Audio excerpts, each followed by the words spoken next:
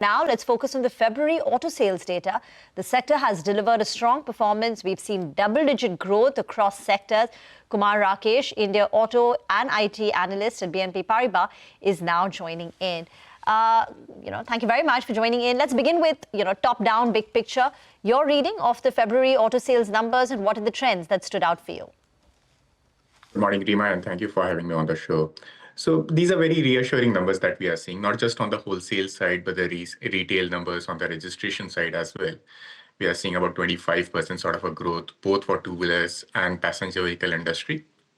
That translates to about low teen to mid-teen sort of a volume growth since 15th August, when the GST rate reduction was first announced.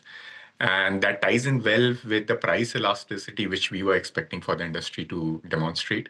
About 1.6 times is the price elasticity we calculate. That means for every 10% cut in prices, the volume should go up by about 16%. The industry was doing flattish before that, and we have seen an incremental growth of about low to mid-teen, translating to reflecting that the price elasticity is working well. What that means is that this increased growth or demand, which we are seeing, is more sustainable. It is not just the preponement of consumption. It's been almost 6 months since the rate reduction have been announced, and it's been sustaining. So that is very heartening, because over the last few months, one of the key investor concerns and queries to us have been that how sustainable these growth numbers are beyond 1 or 2 or 3 months.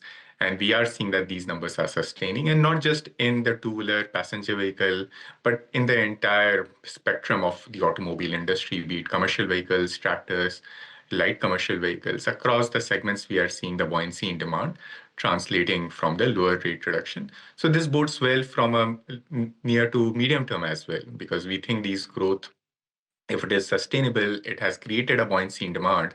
It should keep on driving stronger growth beyond the low base period, which starts kicking in from September onwards. We would expect some of these growth to sustain beyond that as well. Definitely not double digit, but definitely a healthy growth beyond that as well. Take that point. That's been one of the sectors which has sustained its growth ever since the GST cut, and we see that month on month as well. But since you're with us, Kumar, just address the rupee as well. The rupee is opened at a record low of 92.03 and now sliding further, 92.09 against the dollar. Remember, it closed at around 91.47 on Monday, and now because of the strength in the dollar, because the spike that we've seen in crude oil prices, and the general risk-off sentiment, the rupees weakened even further. 92.09 is where we're at, a record low. The impact of that on the IT pack, would you have a view? Because we've already seen a cut on a lot of these IT stocks because the AI-related impact. Then you have, obviously, the case for a lot of people saying that maybe multiples need to be going lower for the IT pack as well. But just in the near term, because of the price correction that we've already seen, the global uncertainty and the weakening rupee, do you think this could be a place to hide or maybe no? Thanks for that question. I happen to cover technology sector as exactly, well. Which is why I asked you. Yeah, so that definitely helps, at least in the near term, from margin performance perspective. The cost structure is in rupee while the revenue comes in dollar terms, so that creates a margin tailwind.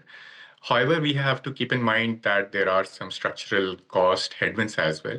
AI productivity is something which enterprises are asking for, and that has been creating pressure on margin. So while it may create a bit of comfort for IT services companies on the margin, it may potentially nullify some of the headwinds which the industry is seeing. So at least largely neutral, but in the context, what we are seeing for rest of the industries, when there is a risk of, as you were talking about, IT services already has seen pretty strong sell-off. Some of the global investors have also started agreeing that there has been an overselling which has happened in this space. They may not be agreeing on the long-term potential of the sector, but they definitely agree on the valuation and the sell-off being very aggressive. And that's something which could help the sector relative to other packs. It could hold off better. By any chance, any Indian auto companies, auto ancillaries are impacted by what's happening in Middle East? Is there any exposure?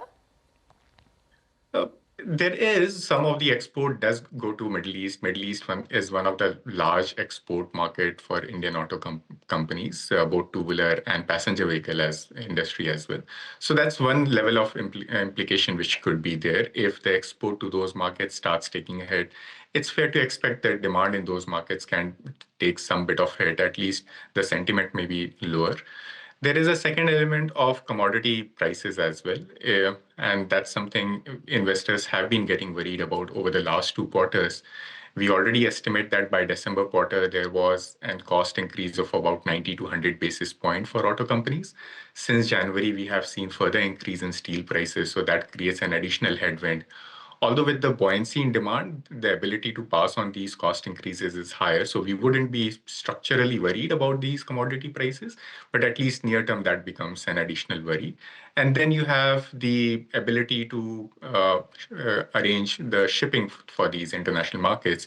If the shipping cost increases or the availability of containers gets restricted, that could also impact some of the export.